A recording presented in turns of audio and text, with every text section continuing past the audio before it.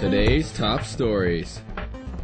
3 rockets fired today into northern Israel from Lebanon injured 2 women in an attack seen as linked to Israel's 13-day-old offensive against Hamas militants in the Gaza Strip.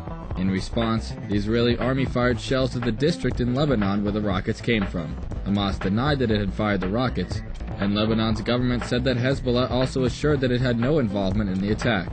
Israel today sent an envoy to Cairo for talks on an Egyptian proposed truce plan. Meanwhile, the International Committee of the Red Cross today accused Israel of delaying medical treatment for wounded Palestinians in the Zeitoun area of Gaza City, after ambulances were barred from entering the area for 4 days. Germany's Chancellor Angela Merkel today said that Israeli security was the key to securing a ceasefire, saying, quote, "Time is of the essence. Everything must be done to get a quick ceasefire. The key is guarantees for Israel's security, particularly an end to weapons smuggling." For his part, Sarkozy told reporters that Germany and France had agreed to make a joint initiative to help promote peace in the Middle East, but he made no mention of the details of their efforts. And at the Vatican today, Pope Benedict condemned the use of violence by Israel and Hamas militants, saying, quote, "Once again, I would repeat that military options are no solution, and that violence, wherever it comes from and whatever form it takes, must be firmly condemned." In an interview published today by the Italian daily La Repubblica, while in Jerusalem, Israel's President Shimon Peres warned that Gaza should not become a satellite of Iran, telling the daily, quote, "Our goals are clear.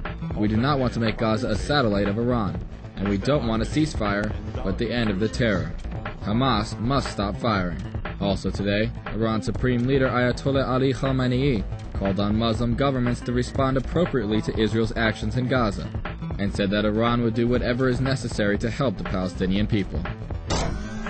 The European Green Party, European Free Alliance yesterday published a statement voicing concern over recent threats against Iranian Nobel Prize laureate and human rights lawyer Shireen Ebadi, and called for her law office to be reopened. The statement read, quote, "The recent events are in no way acceptable for us. We call on the ruling authorities in Tehran to guarantee the well-being of Ms. Ebadi, to reopen the Center for the Defense of Human Rights in Tehran, and to act on its responsibilities regarding international human rights conventions." These stories and more at IranVNC.com.